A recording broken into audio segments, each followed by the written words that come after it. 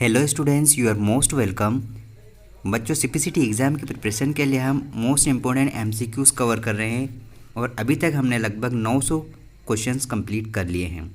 आप सभी जानते हैं कि कॉम्पिटिटिव एग्ज़ाम को क्रैक करने का सबसे आसान तरीका है सीपीसीटी का स्कोर कार्ड, और ये स्कोर कार्ड हमारी लाइफ में बहुत ही ज़्यादा इम्पोर्टेंस रखता है, क्योंकि इसके तहत हम कई सारी वैकेंसी में कई सारी सीटों पर फॉर्म अप्लाई कर सकते हैं।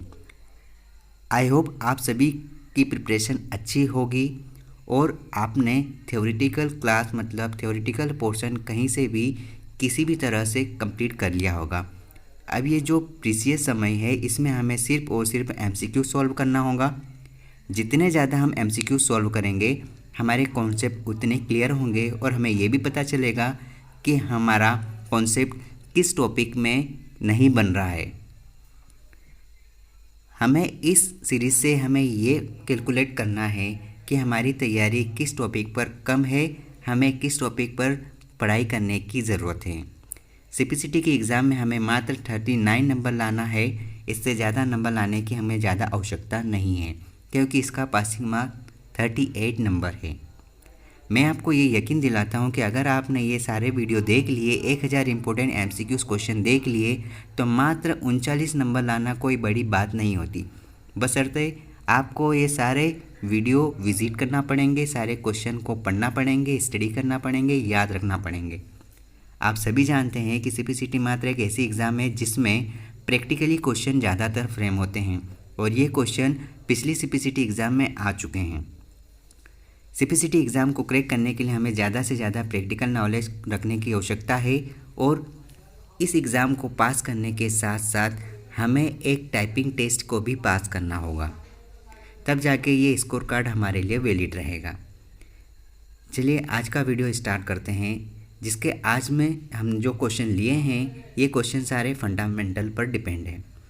पहला क्वेश्चन है, आंकिक और तार्किक पदों को अभिव्यक्त करने वाली प्रक्रियाओं को नियंत्रित करने या गणना करने वाले एक स्वचालित इलेक्ट्रॉनिक उपकरण को क्या कहेंगे?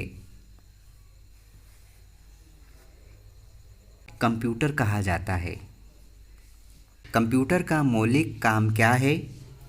कंप्यूटर का मौलिक काम क्या है?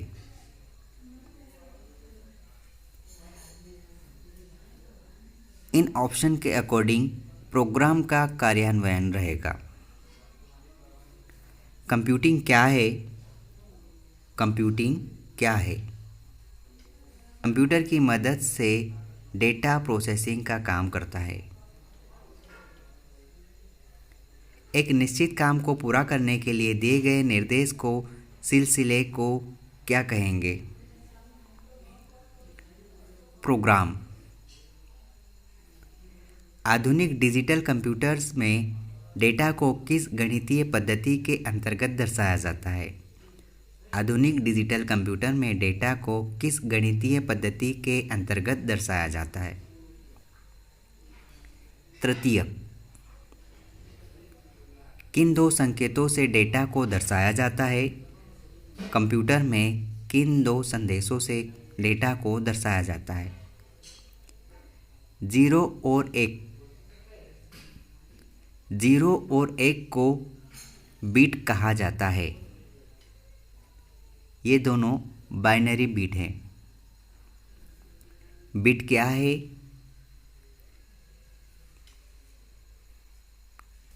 कंप्यूटर की सबसे छोटी इकाई बीट है। यह सीरीज़ किसी भी प्रकार से डिस्क्रिप्टिव नहीं है, इसमें सिर्फ और सिर्फ इस सीरीज़ में हमें एमसीक्यूज़ ही सॉल्व करना है। एक कैरेक्टर को दर्शाने के लिए कंप्यूटर कितने बीट का प्रयोग करता है? एक कैरेक्टर को दर्शाने के लिए कंप्यूटर कितने बीट का प्रयोग करेगा? 8 बीट का प्रयोग करेगा। याद रखना, एक कैरेक्टर 8 बीट से बनता है, जिसे बाइट कहा जाता है, और एक बाइट में 2 निबल होते हैं। मौजूदा समय में कंप्यूटर की स्टैंडर्ड इकाई क्या होगी? मौजूदा समय में कंप्यूटर की स्टैंडर्ड इकाई क्या होगी? बाइट। कितने बिट मिलकर एक बाइट बनते हैं? 8 बिट मिलकर एक बाइट बनता है।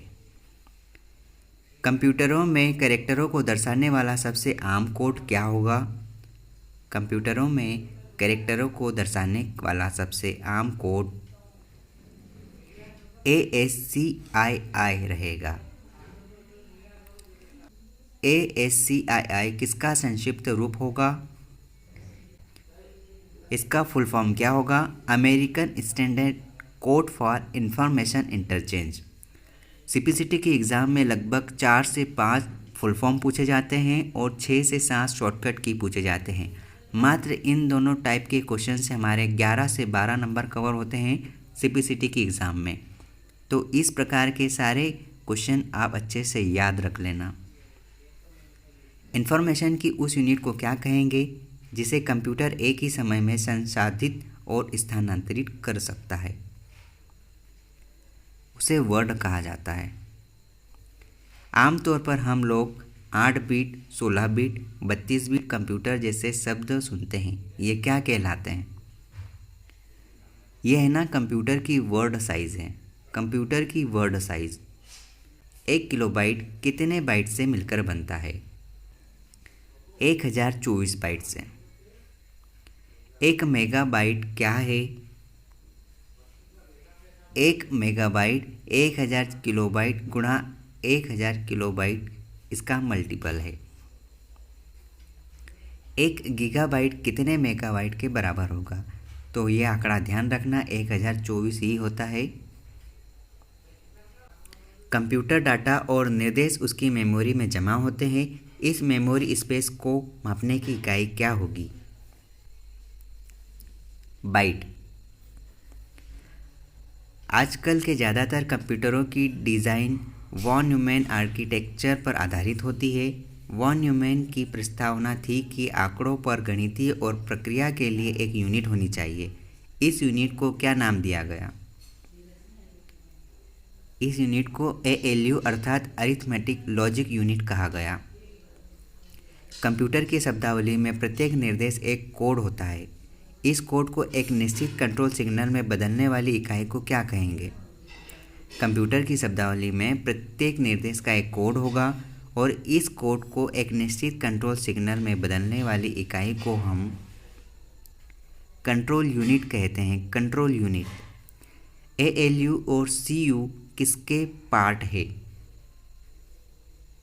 ALU और CU किसके पार्ट हैं?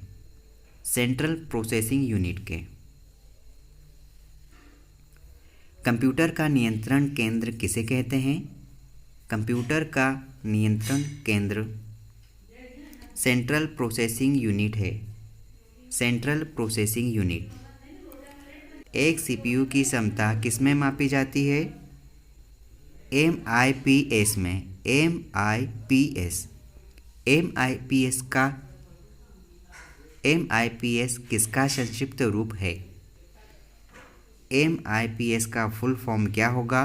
मिलियन इंस्ट्रक्शन पर सेकेंड। मिलियन इंस्ट्रक्शन पर सेकेंड। CPU के जिन क्षेत्रों में सभी गणितीय और तार्किक प्रक्रियाएं संपन्न होती है उसे क्या कहेंगे? CPU में जिन क्षेत्रों में सभी गणितीय और तार्किक प्रक्रियाएं संपन्न होती है उसे लॉजिक यूनिट कहेंगे। Logic unit. रजिस्टर का साइज जितना बड़ा होगा प्रोसेसिंग स्पीड उतनी ही तेज होती है। रजिस्टर का साइज जितना बड़ा होगा प्रोसेसिंग उतनी तेज होगी। इंटीग्रेटेड सर्किट टेक्निक के अंतर्गत मीडियम स्केल इंटीग्रेशन में एक चिप पर कितने गेट लगे होते हैं? इंटीग्रेशन सर्किट टेक्निक के अंतर्गत मीडियम स्केल इंटीग्रेशन में एक चिप में सैकड़ों गेट लगे होते हैं। कई सारे गेट लगे होते हैं। लार्ज स्केल इंटीग्रेशन में एक चिप पर कितने गेट लगे होते हैं? लार्ज स्केल इंटीग्रेशन में एक चिप पर लगभग 1000 गेट लगे होते हैं। 1000 gate. Very large scale integration में एक चिप पर कितने गेट लगे होंगे? और इस प्रकार से हमारे पास ऑप्शन ए। इस प्रकार हमने जितने भी क्वेश्चन कंप्लीट किए ये CPCT एग्ज़ाम के लिए बहुत ही ज़्यादा रामबाण साबित होने वाले हैं। आप इसे अच्छे से पढ़ें और अगर ये सारे क्वेश्चन आपको सही लगते हैं तो आप अपनी तैयारी को बेहतर बनाने के लिए इन सारी वीडियोस को विजिट कर ले और अपने दोस्तों के साथ शेयर करें। Thank you so much, keep learning and keep watching. करते रहिए तैयारी। ऑल द बेस्ट, आप होंगे कामयाब।